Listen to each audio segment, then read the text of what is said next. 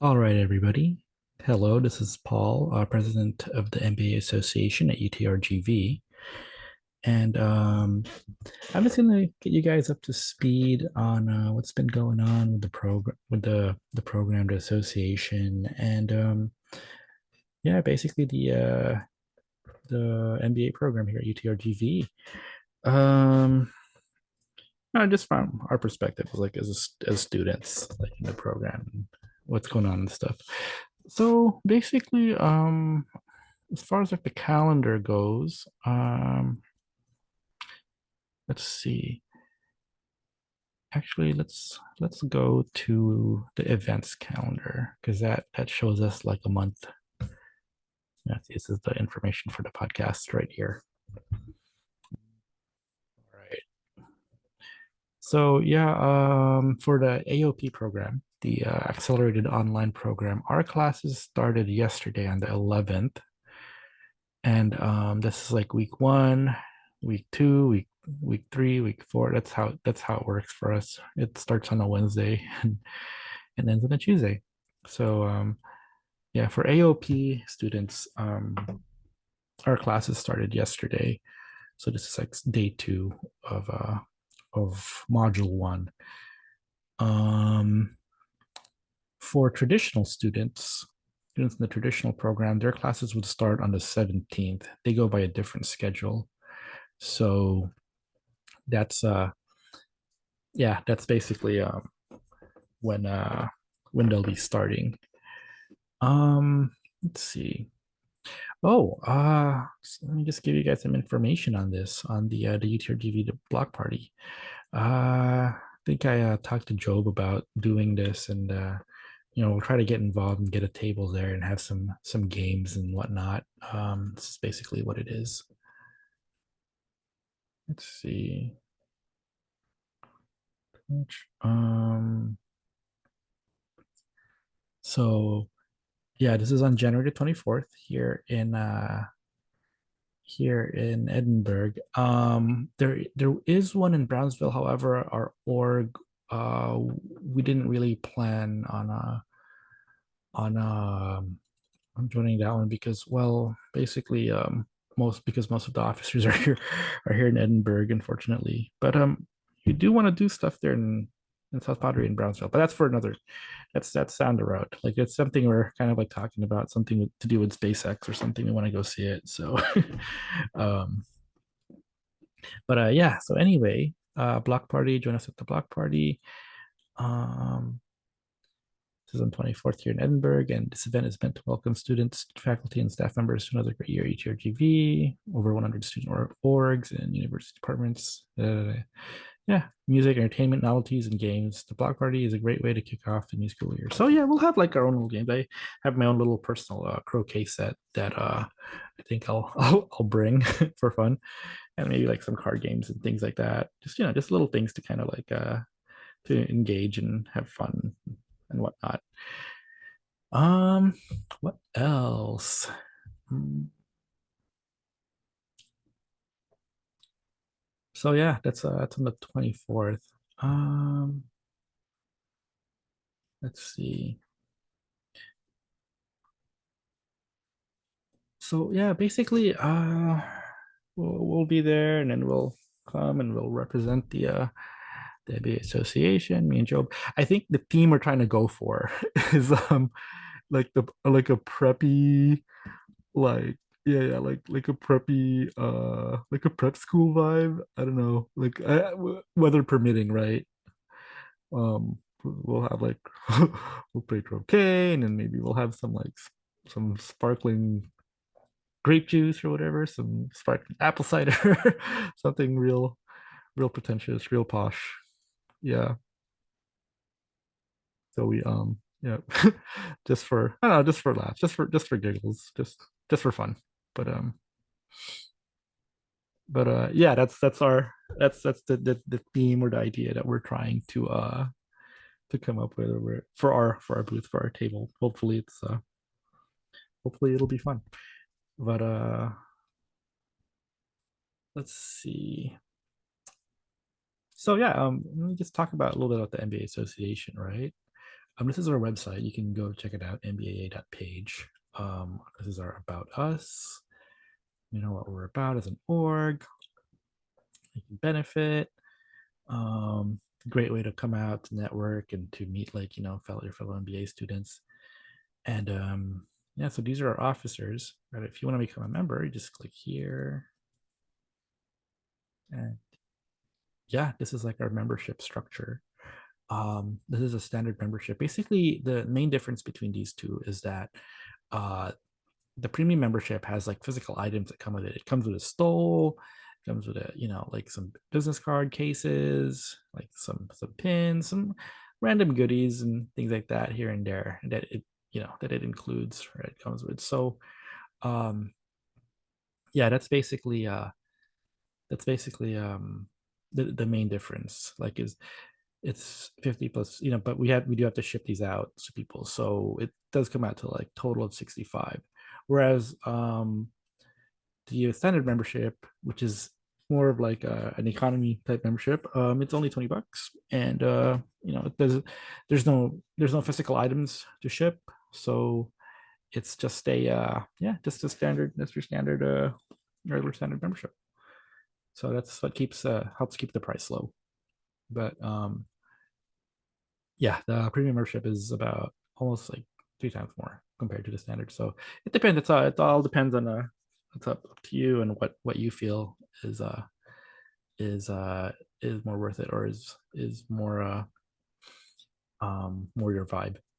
So yeah. Let's go back home. Yeah, so our officers. This is Frank, Job, uh, and okay, so me, Frank, and Joe, we're both here. All of us, all the officers, Shirley and Alika, we're all here in Edinburgh, or across the Edinburgh campus. And Matt here is actually all the way in Georgia, so it's quite a ways. So he's completely online, and yeah, completely helping us like in that capacity, like from Georgia. And this is Oscar Ramos, Chacon, our faculty advisor. Cool guy, real awesome. All right, so yeah, this is like our events calendar. Da, da, da, da, da. We have some important links. Well, let me check this out real quick, because yeah. See, UTRGV recently updated their website, so our official page is unavailable, or it's not here. I don't know where they placed it. It was like placed somewhere else. So all the other links work okay, but um this one, I don't know, not so much. I guess kind of the official feature review website got a bit of a facelift, so it might have been misplaced or moved somewhere, or the URL at least. So I sent an email to Russell Dove to see if we can find it again, see where it is. So yeah, that's pretty much it. Let's see, membership events store. We have a store, my friends. Mm, let's check out our events here. Oh yeah, we saw this. We are just here earlier. We were just here earlier. So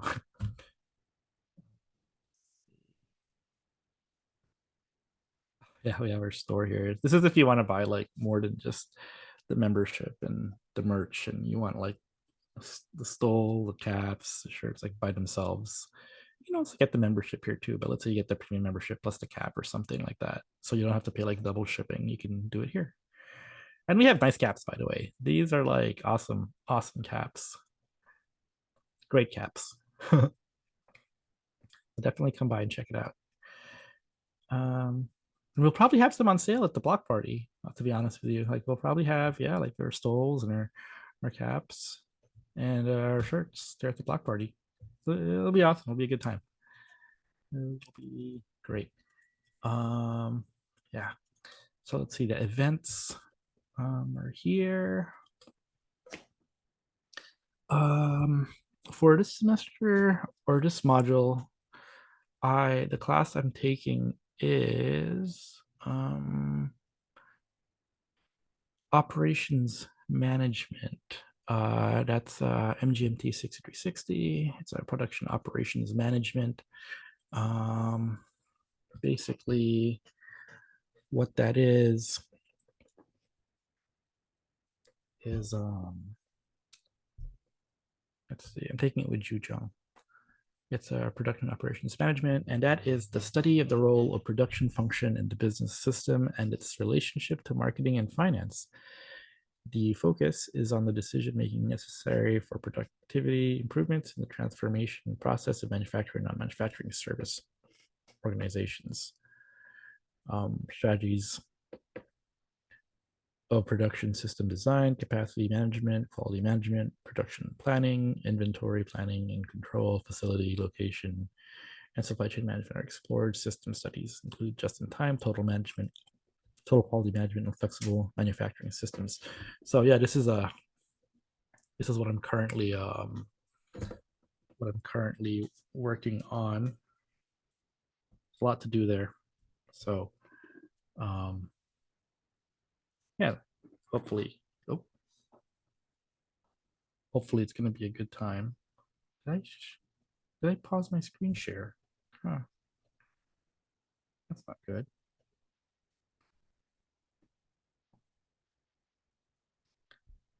Let's see. Hmm. Hold on one second. I need to fix my Google Authenticator here, make sure it works. So, there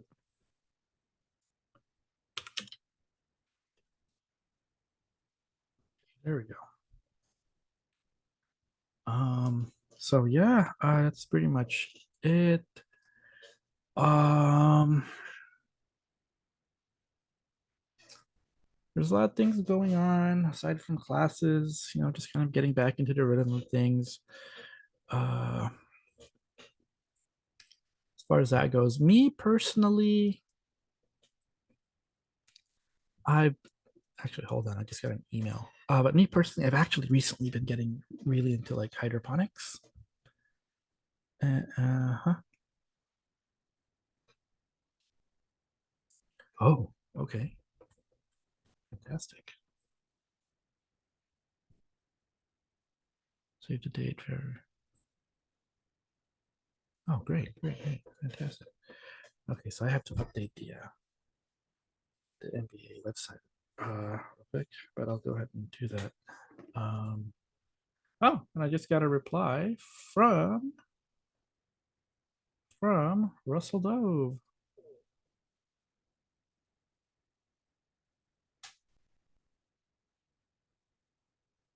Uh,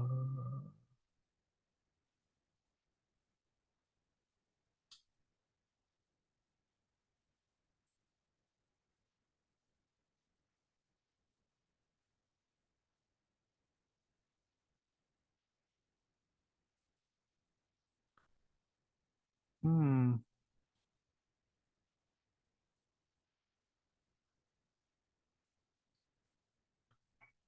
Interesting, interesting. Well, we'll have to work this out with Russell somehow. Something new here. Okay, I'll have to figure that out. Okay, well, anyway, here we go. As far if I'll figure it out later after this podcast. But yeah. So anyway, let's talk about yeah, my little hobby. I recently got into hydroponics. It's it's this thing I'm really into. I don't know. Like so basically, I learned some interesting things the other day. Um, what I'm really trying to grow are like big leafy greens, like lettuce and um, and I'm trying to do it as cheaply and as efficiently and as economically as possible. Um, and what I wanted to do was, grow some like leafy greens and or something that's yeah, so it's like healthy and kind of like doesn't rot, and I can just harvest it like whenever, and I don't have to like store it in the fridge and it goes bad in like a week or 5 days or whatever. Like it's something that that I could harvest at my leisure, and not have to worry about shelf life or rotting fruit or rotting vegetables or anything like that, because that's like a real issue, right? It's like, I don't know. I guess some people like do their groceries once or twice a week or something, but I mean, some people don't, and they don't have that time. And it would just be so much easier if like you could just have like some veggies growing at home, and you can just pick it whenever you need it, and you don't really have to worry so much about shelf life and freshness and things like that. And of course, this is like the as fresh as it can get, because I mean, it's still it's like literally alive and growing, and on the yeah, and it's literally like alive and growing. So I've been researching some things about this, and so one I've looked into is lettuce, because right now it's like it's the cold front, right? And yeah, there's a cold front right now, and or not cold front. I mean, it's our winter. It's still winter, valley winter. So it's still a little cool here. It has for the valley, it hasn't like it's kind of warm though, because it's kind of hitting like the 80s, the high 80s somewhat. So I mean, if you look at the temperature, it, it's hitting something like the mid 80s, maybe like the low 60s ish in the mornings or at night. So yeah, it's kind of winter for us. And then sometimes we do get a frost. We do get a cold front that comes in every now and then. So um at this time, it would the best plants for that would be like cold loving plants, right? Like like uh like lettuce. However, the issue with lettuce is that it is a terrible crop to grow in the valley, because it is a most cultivars of lettuce are cold loving for the most part. Lettuce, for the most part, it's a cold loving plant. And so it's very much a real issue uh trying to grow lettuce and keeping it cool, because lettuce does not like the heat. So obviously, if you're going to grow it in the valley, um, the thing to do would be to grow it indoors. And this was kind of my idea, or my plan initially was, yeah, I have to grow things indoors, because it's like that's the whole point, right? I wanted like an indoor plant, some indoor vegetables, some indoor big leafy greens that I can, you know, that I can just eat and munch on and like make salads every day. Like if you really this is what I was thinking, is that if you really want to get into, like, if you really want to eat like a lot of vegetables, if you really want to get into like that kind of, healthy, start eating like really, really healthy, and and on a budget, and not really have to worry, about like spoilage or rot or anything like that. And having to go do groceries at the store and spending like how much money, on on fresh on like fresh veggies or anything like that. This is kind of like an experiment in that, to kind of see if like I can do this on a budget, and basically try to save money by doing it myself hydroponically. And there's some methods to this. Like I've looked into what's known as the Kratky method. Let me show you guys this real quick. Um, so here we go. Orders one. Let me see. I know I sent one to my friend earlier. Give me 1 second. Um, that explains it really well. I think it's like actually Dr. Kratky's official website.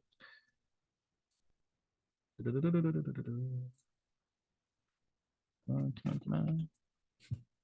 Facebook's taking a while. It's all right. No bigs. Let's see. Got it. Yeah.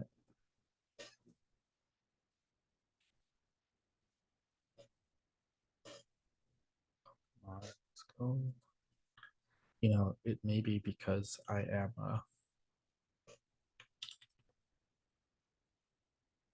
um,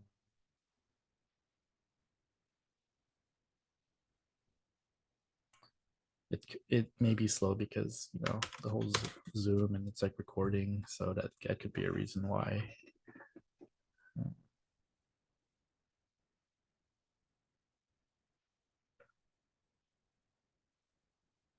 Oh,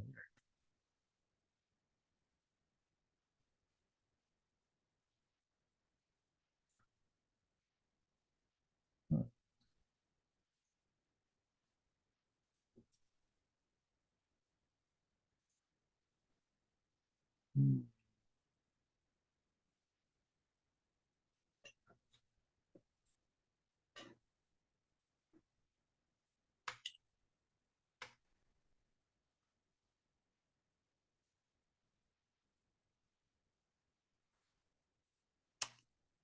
Okay. Anyway, so yeah, I've recently been looking into the Kratky method of hydroponics. Shared it with others, not to worry about watering or weeding, not use pesticide. Yeah, these are like a lot of the major advantages to using hydroponics. You don't have to worry about pests or your plants getting eaten or anything like that. And this is a whole thing about Dr. Kratky, yada yada yada. And the nice thing about this is that it's a passive hydroponic method, meaning that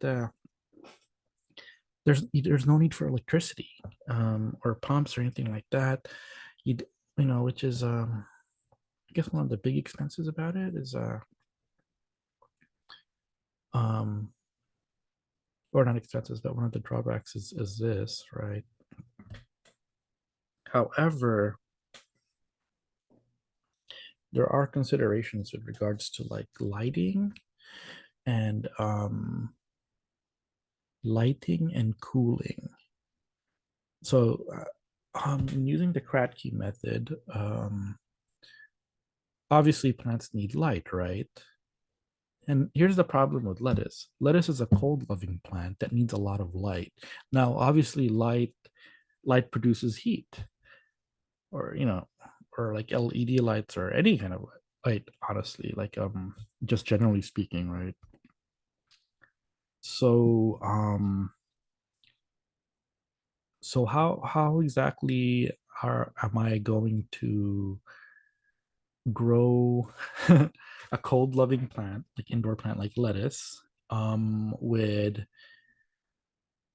with a lot of light, a lot of hot lights from I mean, LED lights are relatively speaking are relatively cool, to be honest with you. Like they're not like heat lamps or anything like that, you know. So yeah, so LED lights are relatively cool, but they still produce like some heat. They don't get hot; they get warm. Is what is what it is. So it's not that they're like super hot or anything like that, but it does get warm. And if you don't have a way to kind of like keep the room cool or a way to manage that heat somewhat, um it can start getting warm, and that's an issue definitely here in the valley, uh because the valley is tropical, like zone 10. It's like super hot, like it's ridiculous. So yeah, so that's something that I've been trying to figure out is how do I provide this little lettuce plant over here, right? Like a cool environment while shining like a like some really bright lights on it, so it grows, and while keeping it cool. And one method you could do that, apparently, I was talking to my hydroponics guy, like in the store, and he was telling me that some people get like a water chiller, like let me see, hydroponic water chiller, um, just like this. Let's see how much these are. These are like super expensive. I don't know what. but let's check it out. People are curious. Yeah, see, like this is how much we're talking about here. My goodness. Basically, it's an aircon for the water, and yeah, that keeps your water cool. So if you look at this picture, imagine like the outside gets kind of hot or kind of warm, right? Because of all the lights. And if it stays that way and this plant is like super, it gets hot, it starts to wilt, whatever, because like I said, lettuce is cold loving plant. It does not like the heat. Most cultivars of lettuce don't like the heat, most varieties. And so yeah, there's a reason why lettuce isn't really grown here in the valley in the first place. So that said, growing it indoors, with a constant 70-ish, constant 70 degrees ish, is possible. It's certainly possible. But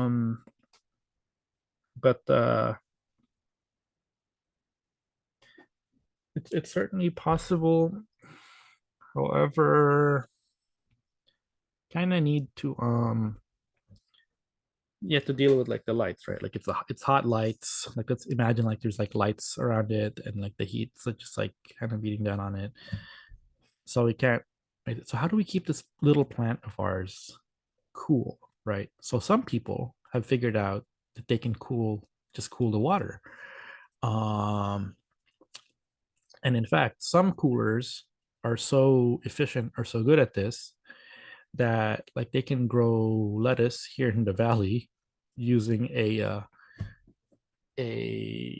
chiller, like one of these, and they can chill it all the way down like 60 degrees or whatever. It's like 100 degrees outside. They can chill it down to like where the plant is comfortable and the leaf temperature is at I think the guy recommended less than 75 degrees. 75 degrees is the sweet spot as far as the leaf temperature goes. Like he said, if your lettuce plant, the leaf temperature in lettuce um starts if it starts to go above 70 degrees, 75 degrees, it's you're gonna start having problems. So obviously we need to keep like this this water cool. So like the expensive solution would be like these chillers, right?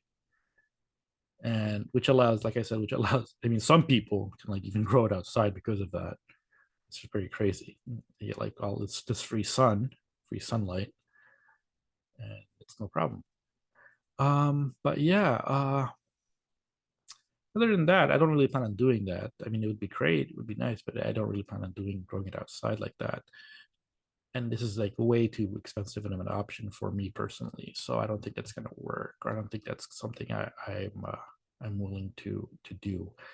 That said,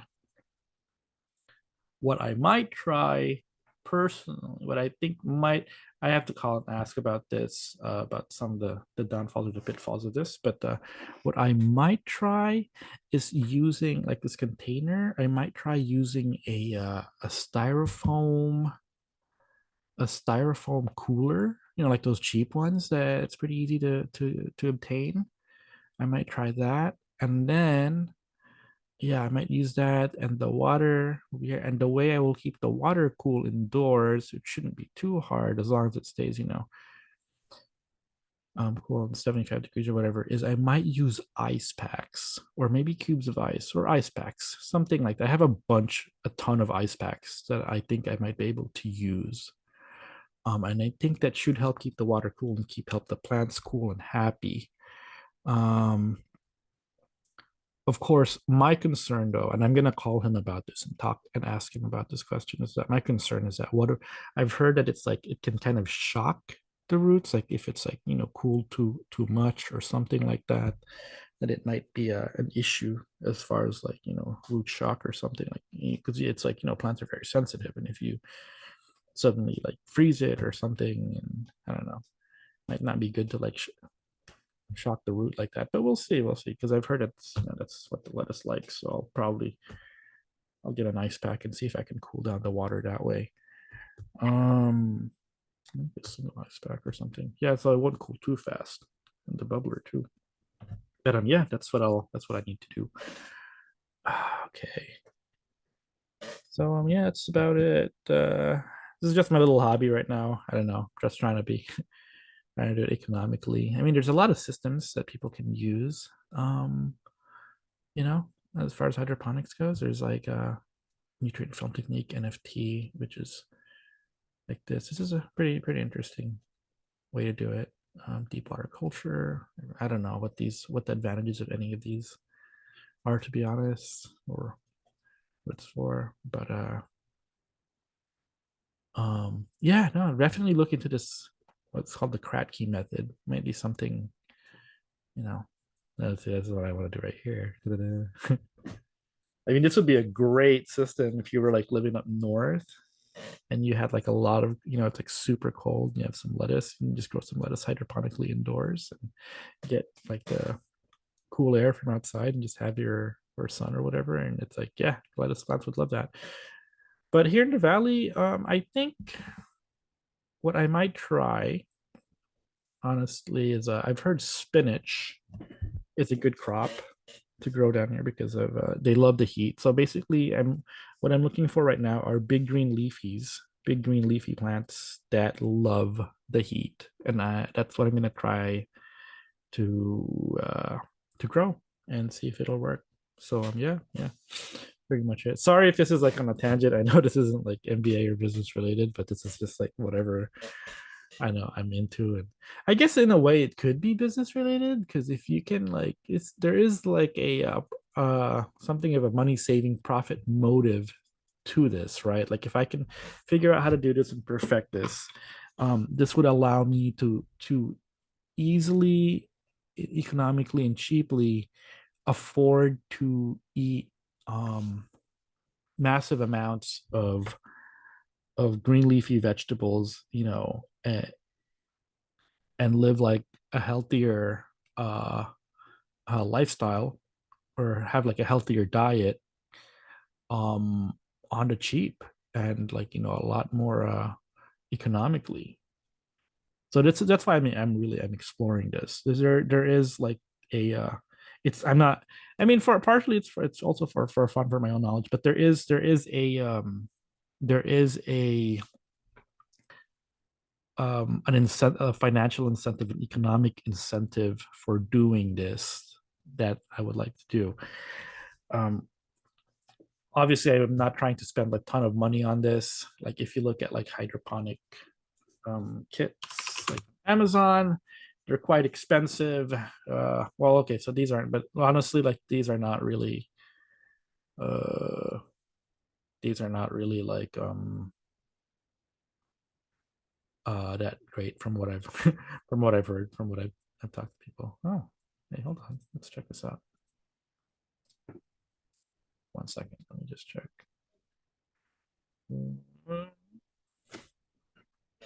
This is like an NFT system. I do have a pump for it though.